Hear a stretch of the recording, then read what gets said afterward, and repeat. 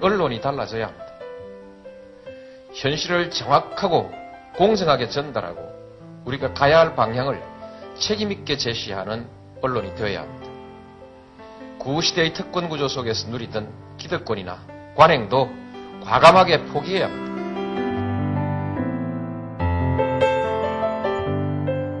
건강한 공정방송, 국민TV는 반드시 그 꿈을 이룰 것입니다. 조건이 있습니다.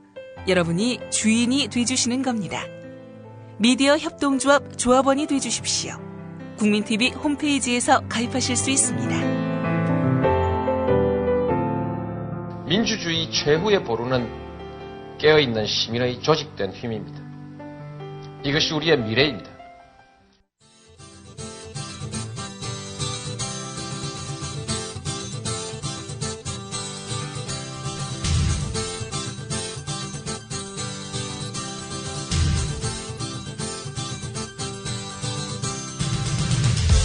투박하지만 정직하다.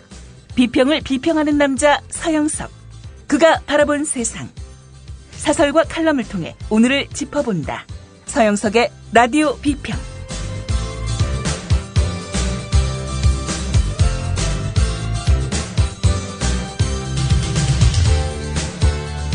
청취자 여러분 안녕하십니까.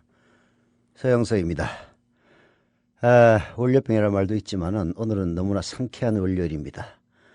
아주 햇살은 화창하고요. 물론 합정동 이야기입니다만은 저 멀리 스튜디오 창으로 보이는 바깥에 TV 옥상 위에 설치된 TV 화면이 선명해 보입니다.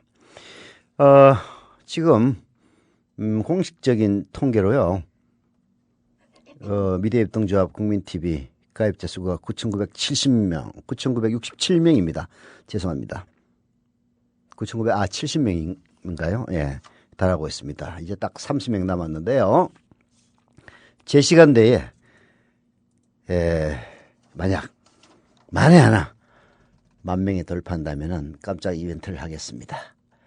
10,000명 되는 분, 그리고 그 전번호, 그리고 그 뒷번호, 세 분에게 제가 부표로 저녁 식사를 모십니다. 물론, 이거는 미디어협동조합 국민TV 돈이 아니고요. 저 개인 돈으로 쏘겠습니다. 지금 현재 마지막으로 가입해 주신 세 분만 소개해드리면요. 성함이 아해숙이라고 기재가 되어 있는데요. 이 해숙을 잘못 기재한 게 아닌가 하는 생각도 듭니다. 아씨가 있었나요? 닉네임은 안개5027님입니다.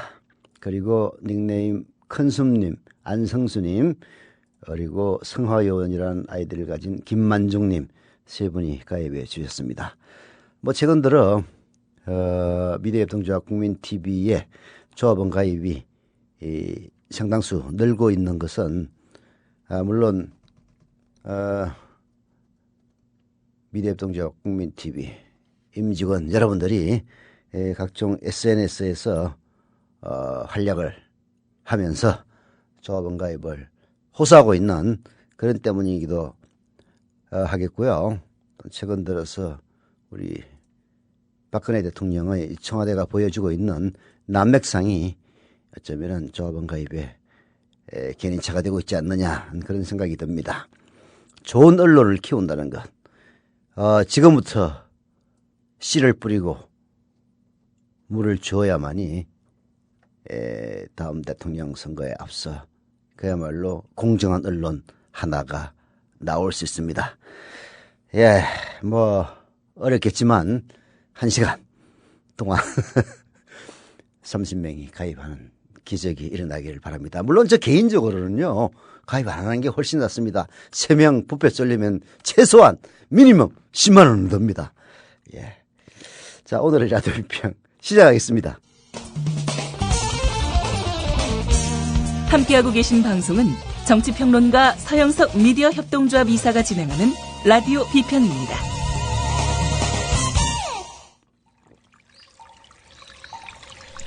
이 광고는 경남 창녕에 거주하는 최창근 임태란 부부 조합원 제공입니다.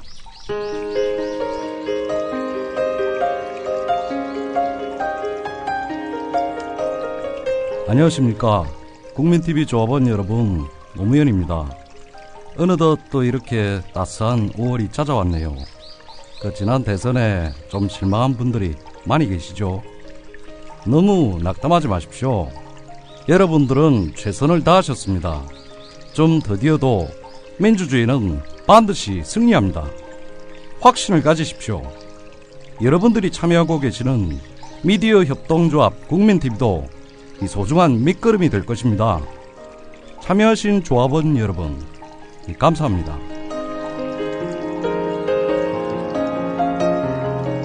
민주주의 최후의 보루는 깨어있는 시민의 조직된 힘입니다.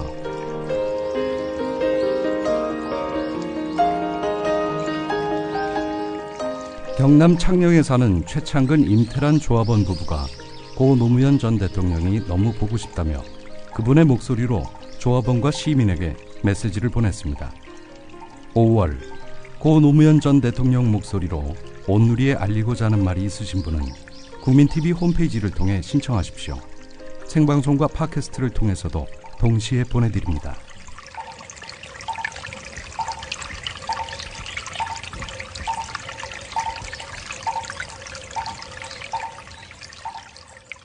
네. 주말 동안 그 윤창중 스캔들의 추이를 쭉 지켜봤는데요. 저는 이런 생각이 들었습니다. 결국은 박근혜 대통령을 거의 신성시하는 청와대의 분위기가 이번 사건을 키운 것이 아니냐라는 느낌을 지울 수가 없었습니다. 물론 윤창중 씨가 워싱턴에서 했던 이런 윤창중 씨가 시인하고 있는 그 선까지만 봐도 부적절한 일이었죠. 대통령이 해외에 가서 그것도 가장 중요한 우방국이라고 스스로 정권에서 인정하는 미국 워싱턴 가서 대통령이 일정을 소화하고 있는 동안에 대변인이라는 사람이 술을 마시고 추태를 부렸다는 것 자체가 대단히 부적절한 일이죠. 그러나 이 사태가 왜 이렇게 걷잡을 수 없을 정도로 커졌느냐라는 점을 제가 쭉 복기를 해보니까 결정타는요, 바로 윤창중 대변인의 전격 경질이었습니다. 윤창중 대변인을 전격적으로 경질한 이상 윤창중 대변인의 잘못을 청와대 스스로 시인한 격이나 다름이 없었고요. 자, 여기서부터는 뒤로 돌아갈 수 없는, 그야말로 돌아갈 수 있는 다리를 다 불사른 격이 되어버린 겁니다. 윤창중 대변인이 그런 부적절한 처신을 했는지 하지 않았는지 일단 불러서 얘기를 들어보고 그다음에 대책을 강구하는 것이 순서인데 그냥 잘라버렸단 말이에요. 뭔가 두려움에 질려서. 그 이유는 윤창중의 부적절한 처신이 혹여라도 우리 지고지순하신 박근혜 예신님, 아니지, 대통령님, 죄송합니다.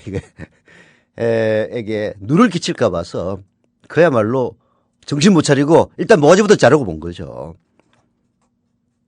그리고 빨리 한국으로 튀어라! 라고 종용을 했고. 결국 이제, 물론 이 모든 일은 그 윤창중 전 대변인의 부적절한 처신이 그 원인이긴 하였습니다만은, 그러한 것을 처리하는 과정에서 청와대가 이를 키운 감이 있고, 그 일을 키우게 된 것은 결국은 우리 지고지순하고 절대선인 박근혜 대통령에게 혹시라도 누를 끼칠까 봐서 결국 사고를 키운 셈이 됐죠. 저는 이런 생각을 해봅니다. 만약에 박근혜 대통령이 아닌 남성이 대통령이 있다면 이 문제가 이렇게까지 전격적으로 처리돼서 결국은 되돌이킬 수 없는 개망신으로 발전을 했을까 하는 그런 의문은 있습니다. 이미 주말 SNS, 소셜 네트워크 서비스죠. SNS를 통해서 오히려 윤창중 스캔들보다도 더 큰 사고를 박근혜 대통령이 친 셈이다 라는 이야기가 광범위하게 나돌았는데요. 한겨레신문의 여현호 기자, 지금 사회부 선임 기자를 하고 있네요. 여현호 기자가 아주 천유명 시절에 제가 정당 출입하면서 아주 똘똘한 기자다 이런 생각을 했는데 어느덧 세월이 흘러서 사회부 선임기자가 돼서 윤창중보다 더 큰 사고라는 칼럼을 썼습니다. 자랑스러운 우리 예노 기자의 칼럼. 읽어봅시다. 윤창중 전 청와대 대변인이 미국 경찰의 성추행 수사를 피해 워싱턴 덜레스 공항에서 한국행 비행기를 초조하게 기다리고 있던 지난 8일 낮, 박근혜 대통령은 워싱턴의 한 호텔에서 미국 기업인들을 만나고 있었다. 이 자리에서 제너럴 모터스의 데니얼 에커슨 회장은 한국에 80억 달러를 추가 투자하려는데 통상임금 문제를 한국 정부가 나서서 해결해줬으면 한다고 말했다. 박 대통령은 한국 경제 전체가 안고 있는 문제다. 꼭 풀어나가겠다고 답했다. 에커슨 회장은 크게 안도했다고 한다. 언뜻 보면 대통령의 성공적인 외자 유치 활동이겠다. 대통령 자신부터 그렇게 믿을 수 있었다. 하지만 과연 그럴까? 네. 이게 기사가 다 났는데요. 국민들이 이게 도대체 뭔지 잘 이해를 못했습니다. 통상임금 문제. 제너럴 모터스의 회장이라는 사람이 내가 80억 달러를 한국에 투자를 하려고 그러는데 통상임금 문제 때문에 어렵다. 그러니 정부가 나서서 해결해달라. 뭐 이런 이야기를 했단 말이에요. 저도 기사를 봤는데 이게 도대체 무슨 얘기인가 했거든요. 이게 근데 어마어마하게 중요한 얘기였어요. 박 대통령이 답변한 것처럼 한국 경제 전체가 안고 있는 문제다. 꼭 풀어나가겠다라고 얘기할 사안이 아니었다는 거죠. 자, 예로 기자의 칼럼을 계속 읽어봅니다. 한국 대통령에게 통상임금에 대한 애로를 호소한 GM은 통상임금 관련 소송의 당사자다. 이미 1, 2심에서 패소해 대법원에 상고한 사건도 있다. 패소가 확정되면 체불임금 반환 등의 8천여억 원이 들 것으로 예상하고 있다니 이해관계가 크다. 그런 당사자의 민원을 해결해주겠다고 약속한 박 대통령은 법원에 영향력을 행사하겠다는 뜻을 밝힌 셈이 된다. 부적절할 뿐더러 헌법의 삼권분립 원칙을 무시한 제왕적 행태다. 부끄럽게도 한국은 대통령 말 한마디로 법원 판결도 바뀌는 나라로 비친다. 대통령이 약속한 해결이 노동정책에 관한 것이라고 해도 문제가 크다.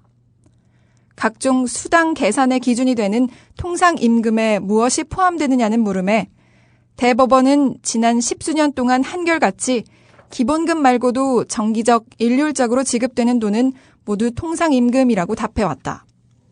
그 뿌리는 꽤 깊다.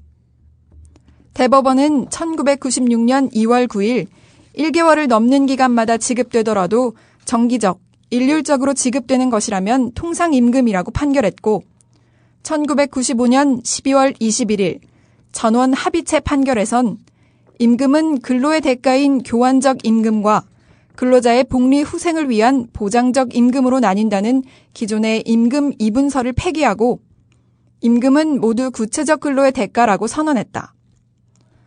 분기별로 일정 금액이 지급되는 상여금과 근속 수당도 통상임금이라는 2012년 3월 대법원의 판결은 이 판례들을 따른 것이다.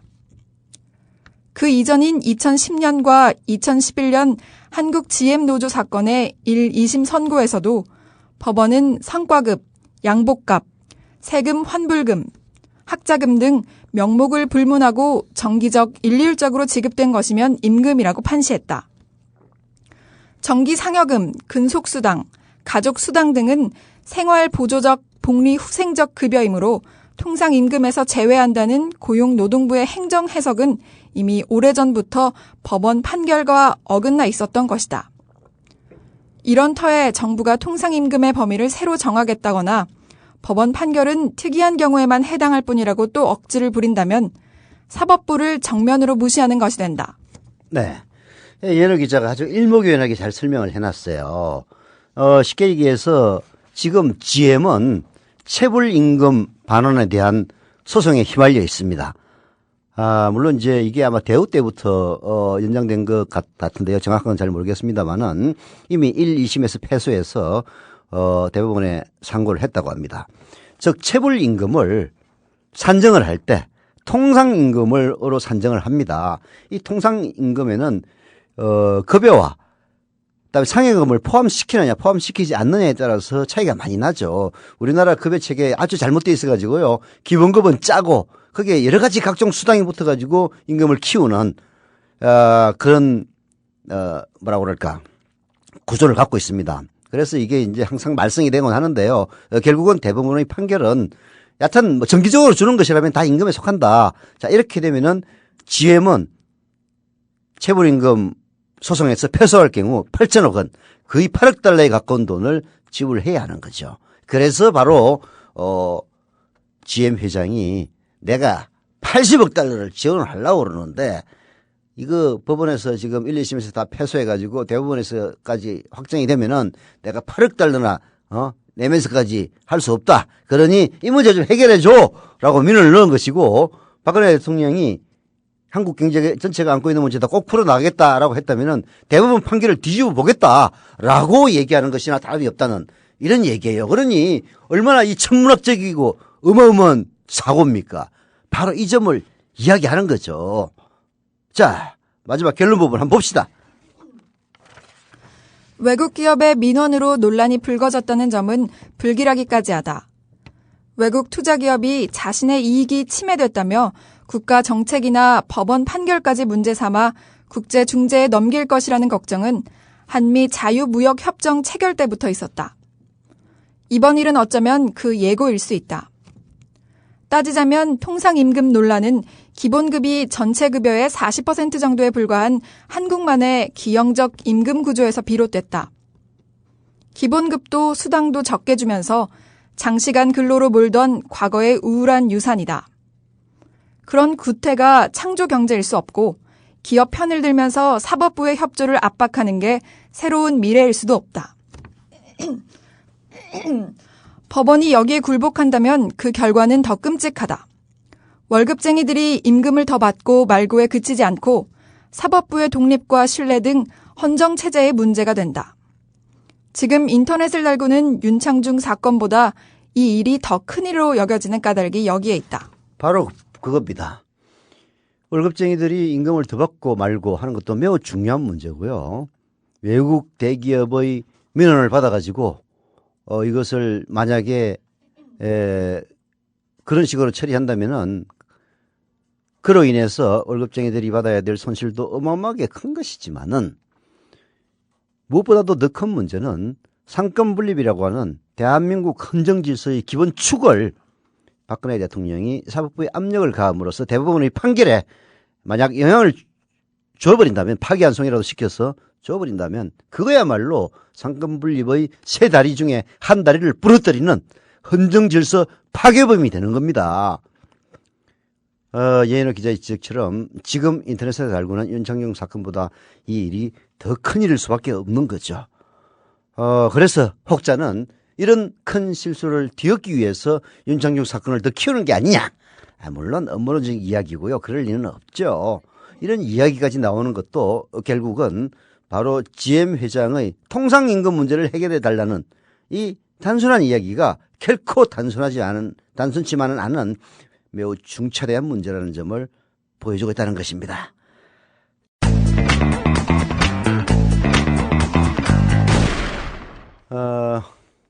숫자는 6명이 더 늘어난 것처럼 보이는데요. 그거는 아까 아해숙이라고 소개했던 분이 이름이 잘못된 것 같아요. 그래서 이해숙이라고 다시 수정을 해서 올렸기 때문에 실제로 가입하신 분은 5명입니다. 반갑습니다. 김범진님 무라는 아이디를 갖고 있네요. 이거 무네요. 그다음에 이해남님 아이디도 역시 이해남님이고요. 그다음에 김지영님 사과개미님입니다. 아이디가 박정준님 아이디가 정희아빠님입니다. 그리고 전천우님 후리덤님인데요. 성함이 진짜로 전천우세요? 야 이거 정말 전무후무한 전천우님이시네요. 이름 아주 좋습니다. 예. 근데 아니 뭐 농담이 아니고요. 전천우는 이제 사시사철 언제나 사용할 수 있다. 이럴 때 전천우라는 이런 말을 쓰는데요. 전시의 경우 성함을 천자, 후자로 하니까 이름이 되게 좋아 보이네요. 네. 그리고 다시 한 명 더 가입을 하셨습니다. 김인자님, 아이디는 이마음 영원히님인데 가입해 주신 모든 분들에게 감사를 드립니다. 예, 점점 다행이라고 생각을 합니다. 제 시간대에 10,000명 돌파 못지나 했는데 지금 이 시기라면은 제 시간을 넘길 것 같은 느낌도 듭니다. 그러나 또 기적이라는 건 다 있습니다. 그래서 제 시간대에 10,000명을 돌파하는, 아까 그 아예숙님도 포함했습니다. 10,000명을 돌파하는 기적이 일어난다면은 10,000명째 뭐 틀렸든 맞았든 간에 10,000명이라고 될 때 그분과 그 앞에 분 9,999번 그리고 1001번 이 세 분을 남녀노소 불문하고 제가 부패로 모시겠습니다. 저녁 부패로 점심보다도 저녁 부패가 더 비쌉니다. 제 개인 돈으로 모시겠습니다. 많이 가입해 주시기를 부탁을 드립니다. 이거 뭐 또 뭐 장사하는 것 같네. 이해해 주십시오. 사실 좋은 언론을 만든다는 거 돈 많이 드는 일입니다. 뭐 물론 저희들은 라디오부터 시작을 해서 라디오에 곧 뉴스가 도입이 됩니다. 오늘 지금도 정오 뉴스가 있긴 합니다만은 아침, 점심, 저녁 정오 뉴스가 도입이 될 거고요. 여러분들이 더 많이 가입해 주시면은 그 정오 뉴스를 TV 뉴스를 만들어서 물론 이건 확정된 안은 아닙니다만은 그런 아이디어들도 검토되고 있다는 차원에서 말씀을 먼저 드리면요. TV 뉴스는 뭐 유튜브 동영상이라든지 아니면 홈페이지를 통해서, 그리고 오디오는 라디오 뉴스를 통해서 동시에 전파되는 그런 형태를 띌 겁니다. 그렇게 해서 연습을 거듭하고 더 많은 출자금을 확충을 해서 기획하는 TV 뉴스 저녁 9시 정시에 1시간을 송출할 수 있는 그런 시스템을 갖추기 위해서 저희들은 혼신의 힘을 다할 것입니다. 여러분들의 한 분 한 분 가입이 그런 시간을 훨씬 앞당기는 것이라는 점을 좀 양지하셔서 가입해 주셨으면 좋겠고요. 이미 가입하신 분은 주변에 계신 분들에게 가입을 독려해 주시고, 그리고 출자금은 제한이 없습니다. 전체 출자금의 3분의 1을 개인이 넘을 수 없다는 협동조합법의 규정이 있습니다만은 그럴 리는 없잖아요. 그러니까 뭐 몇몇 분들은 이미 그렇게 하시는 분도 계십니다만은 매달 출자금을 늘려가겠다 이런 얘기도 하세요. 예, 그렇게 하셔도 좋고요. 이런 여러분들의 협조를 기다리겠습니다. 아까 말했던 그 예은우 기자의 그 통상임금 문제를 경향신문이 오늘 사설로 썼는데요. 대략적으로 소개를 해드리면은 뭐 비슷한 얘기입니다. 이번 발언은 사법권 침해와 맞물린 예민한 사안이다. 한국 GM은 이 문제로 2차 소송에서 패한 뒤 대법원에서 다투고 있다. 1조 원이 걸린 소송이다. 아까 예은우 기자의 기사에서는 8천억 원이라고 그랬는데요.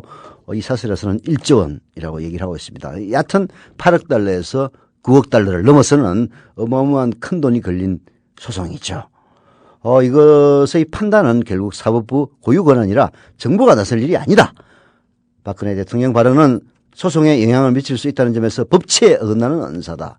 노동계의 줄기찬 요구에 아랑곳하지 않던 대통령이 기업 회장의 말 한마디에 민원 해결사로 나설 일인지도 의문이다. 또한 GM의 태도도 문제다라고 경향신문 사설은 지적하고 있습니다. GM은 한국시장 철수설이 나돌자 올 초 향후 5년간 80억 달러를 투자하겠다고 밝혔다. 하지만 에크슨 회장이 통상임금을 들먹이며 한국 철수설을 언급한 것은 오만하기 짝이 없다. 투자 약속 이행은 시혜의 대상도 아니다. GM은 한국은 GM의 전략적 요충지라고 밝혀왔다.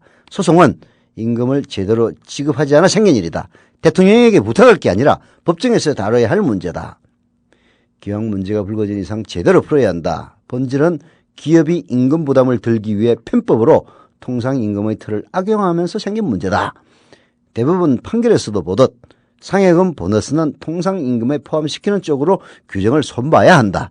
정부가 이에 대한 책임을 인정하고 다음 달 노사정 대타협을 통해 이 문제를 공식 논의하겠다고 한 것은 당연한 일이다. 기업 부담을 줄이는 방안도 함께 논의할 필요가 있다.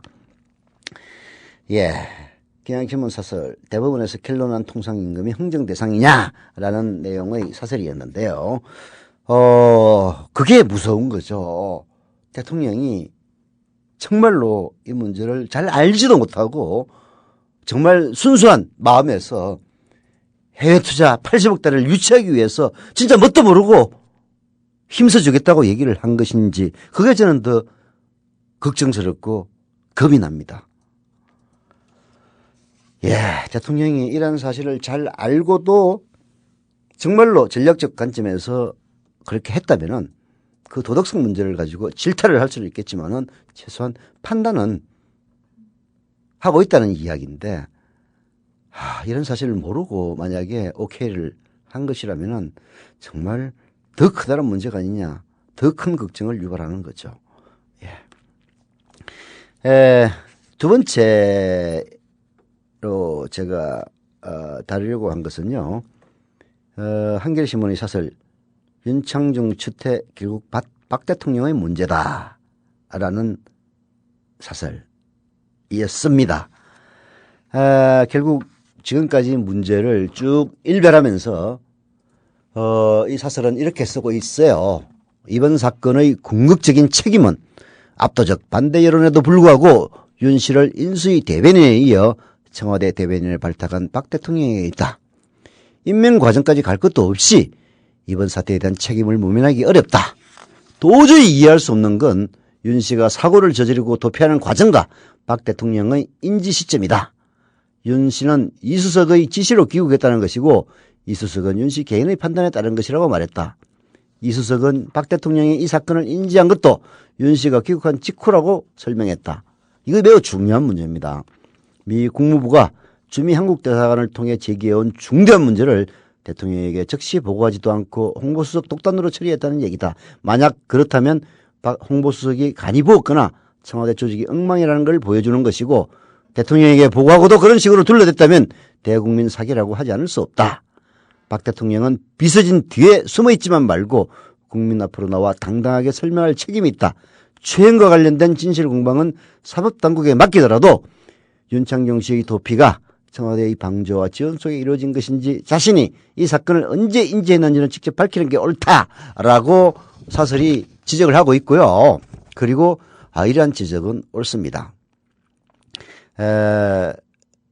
결국은 윤 씨가 한국으로 도망을 가고 나서 대통령이 알았다라고 지금 청와대는 얘기를 하고 있는데요. 상식적으로 볼 때 청와대 대변인을 그것도 그런 반대를 무릅쓰고 임명을 강행했던 다른 누구도 아닌 박근혜 대통령에게 보고도 하지 않고 윤창중 대변인의 전격 경질을 결정할 수 없다는 것은 그야말로 삼척 동자도 다 알 수 있는 일입니다. 그럼에도 불구하고 박근혜 대통령을 몰랐다라고 이야기를 하는 것은 혹여라도 박근혜 대통령에게 누가 갈까 봐서 거짓말을 하는 것이 아니냐. 사실 그런 의심을 누구나 다 하는 거죠.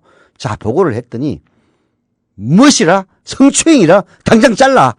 해서 자른 것이 아니냐. 이런 의심인 거죠. 네, 그런 의심은 정당한 의심입니다. 그랬더니 얕은 그 내용은 제가 자세하게 분석 검토는 안 해봤습니다만은 우리 김희주 아나운서가 읽어드리겠습니다만은 자, 사과를 했어요. 박근혜 대통령의 사과문 전문을 한번 읽어봅시다. 지난주에 첫 미국 방문을 마치고 돌아왔습니다. 그런데 이번 방미 일정 말미에 공직자로서 있어선 안 되는 불미스러운 일이 발생해 국민 여러분들께 큰 실망을 끼쳐드린 데 대해 송구스럽게 생각합니다. 네, 박근혜 대통령의 사과문 전문을 읽어드리는 중에 있습니다. 계속됩니다. 이번 일로 동포 여학생과 부모님이 받았을 충격과 동포 여러분의 마음에 큰 상처가 된 것을 진심으로 사과드립니다. 이 문제는 국민과 나라의 중대한 과오를 범한 일로 어떤 사유와 진술에 관계없이 한 점 의혹 없이 철저히 사실관계가 밝혀지도록 할 것입니다. 앞으로 이 문제에 대해 모든 조치를 다할 것이고 미국 측의 수사에도 적극 협조할 것입니다. 관련자들은 어느 누구도 예외 없이 조사에 적극 협조해야 할 것이고 응당한 책임을 져야 할 것입니다. 그리고 이번 사건을 계기로 비서실 등 청와대 직원들의 공직 기강을 바로 세우도록 하겠습니다. 앞으로 이런 일이 생기면 관련 수석들도 모두 책임져야 할 것입니다. 이번 일을 계기로 청와대뿐 아니라 모든 공직자들이 자신의 처신을 돌아보고 스스로의 자세를 다잡는 계기가 되길 바랍니다. 네.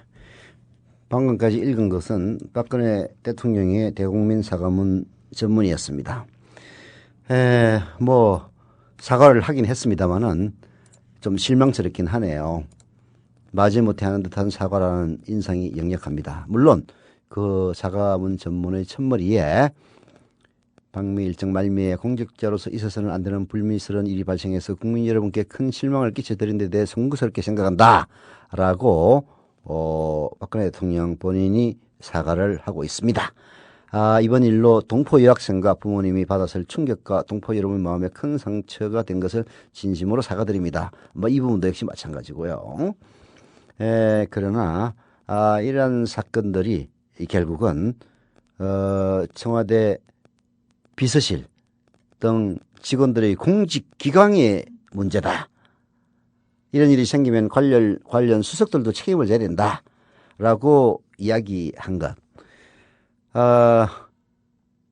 저도 유감입니다.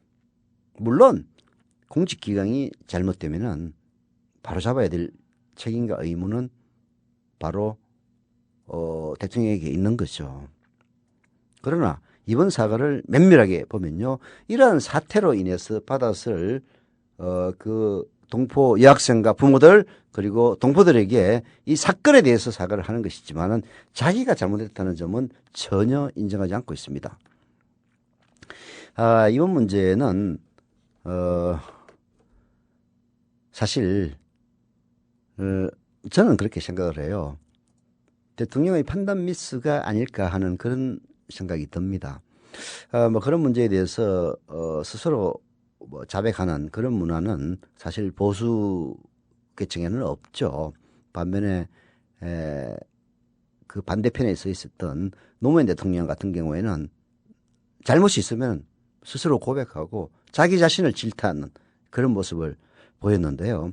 그것과는 너무나 선명한 대비가 됩니다. 물론 자기가 속해 있는 진영, 개인이 진보냐 보수냐 그 진영에 속할 리는 없지만은 자기의 정신은 속해 있을 수도 있는 거죠. 자기의 마음가짐, 자기의 정신 이런 것들이 속해 있는 진영에 따라서 평가를 서로 엇갈리게 할 수는 있겠습니다만은 스스로를 돌아보는 그런 성찰의 자세가 보이지 않는다는 점에서 대단히 유감스러운 사과다 이렇게 평할 수가 있을 것 같습니다. 예. 자, 노래 하나 듣고 계속하죠.